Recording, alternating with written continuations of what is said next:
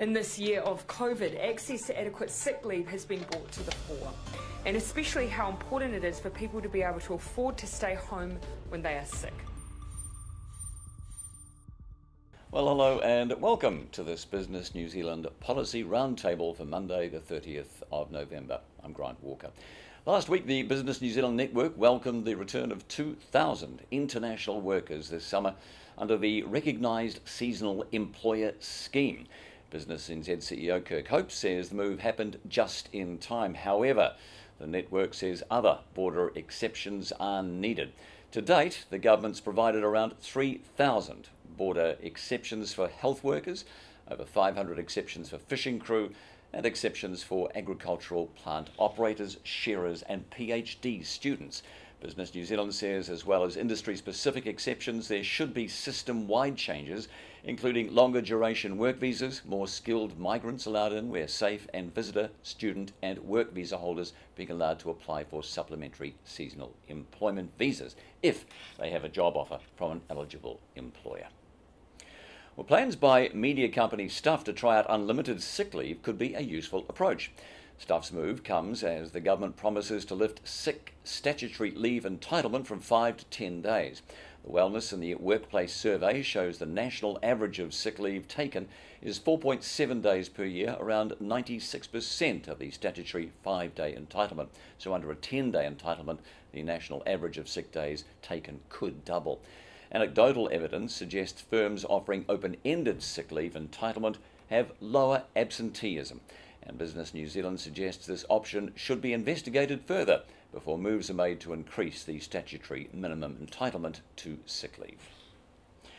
The 2020 Export New Zealand DHL Export Barometer released today has found high costs and lower frequency of transport options are the number one barrier for the New Zealand export industry. According to the research conducted among more than 270 New Zealand exporters, top barriers to doing business have changed substantially from previous years, with the costs of logistics and transport shooting into the top spot, followed closely by COVID-19 and the general costs of doing business. Well, joining me now, literally just moments, if you like, before retirement, Business Central CEO John Milford, 5 years in the role. I want to take you back 5 years to what you wanted to achieve, to where you are now. Did you get what you wanted? I think there's two parts to that question. One is, what did I want to achieve with and for the team and our members? And the other part of that is what I wanted to achieve for the city and the region. And I think for the team, we've now got a great team, and we've got a great gender balance in our team. We've got a great ethnicity in our team. We've got a really passionate team that's been delivering some outstanding results. We've also got a brand new board, which is working really well. So I think from an internal perspective, we've ticked all the boxes. From a membership perspective, we've just had our 360-degree survey come back. Good to very good, 97%. I mean, look, I couldn't get it to 100%, but at 97%, I'll take that as a win. So our members are saying, look, you've done a pretty good job for us. The things that probably have frustrated me about the non-achievement are those things that are really outside of your control, but things that you can influence. And obviously my influence has not been good enough, and I talk about things like moving the city forward, moving the region forward, getting those issues that resonate with the businesses in the city, getting some solutions and a way forward. I think we've uncovered a number of those issues. I think a number of those issues have been debated. Have we achieved what we wanted to achieve for the business community? Probably not. So I would say to you the biggest challenge my successor faces is really making sure that the issues that are impacting on business, accelerated by COVID, are really put out there and get some solutions. There's two parts to that. I mean, you say that you feel that you didn't succeed, but a lot of those things were out of your control. We'll get to COVID in just a moment. But when you look at the fact that the central government, there's new rules coming in. We now it's a real Labor government, if you like. I suppose you know where you stand, but there's still going to be added costs to business, and there's not a lot you could have done about things like that. No, there isn't, and you're quite right. I mean, look, central government, there's a process to go through, but the outcome's the outcome, and business has to live by whatever the outcome central government delivers. Of course, we've lobbied hard, and we've had the great support from the Business New Zealand network. We've agreed to disagree on a lot of things that government have done. I think overall, though, the Business New Zealand network can actually say, look, we did achieve, because we moderated, we facilitated, we helped make sure that businesses were cushioned from some of the potential policies that were being talked about. But I think there is definitely two parts to this. One is the central government impact on business, and the other is the local government impact on business. And I would suggest to you we've probably been more successful with central government than we've been with local government. Is that because of the makeup of the council? Look, I have watched Wellington City and the councils there for 5 trimesters actually. I've been in the city, and to be honest with you, progress has been not stifled, it's spluttered along. There are certain things that have been achieved. There's certain accolades that have been laid at the city. There are businesses have been successful, but generally you would say in the last sort of 15 years, has Wellington really taken major steps forward? And I would suggest to you we were, but we slowed and slowed and slowed and slowed. And now I think we're at that point of we're stopped, we're taking stock, and we've got to make some really brave and radical decisions, in my view, to take the city forward. Like what? We've got to recognise transparently and openly with the community, both the business and residents, what our real problems are. Because unless you lay bare what the real challenges are, then you don't actually come up with what the solutions or the paths are. Well, infrastructure is one of the major problems. And of course, and people keep saying this, it's not sexy to talk about it. Infrastructure doesn't get you votes. And so when it comes voting time, you'll turn around and go, we want to do this, this, this, but really there's underlying problems. And that's one major. It's a multi-billion-dollar problem, isn't it? You see, I'm of a view, and maybe it's naively, that we underestimate the public, and we believe that if we tell them, if we feed them a line, that they'll believe us.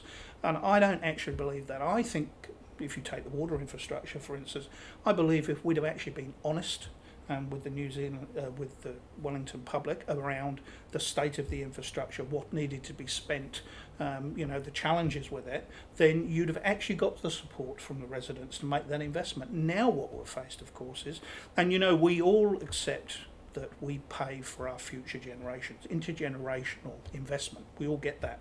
But now the city and the region is faced not only with investing for the future, it's got to invest to fix the sins of the past. And that's the real challenge. And to be honest with you, it's not just water. It's transport infrastructure, it's civic building upgrades. It's all of those things where what's happened is, in my view, the public have been misled to believing that low rates increases, that council was doing a good job. I don't believe that. I think what that is about that perception that that's what the public wants.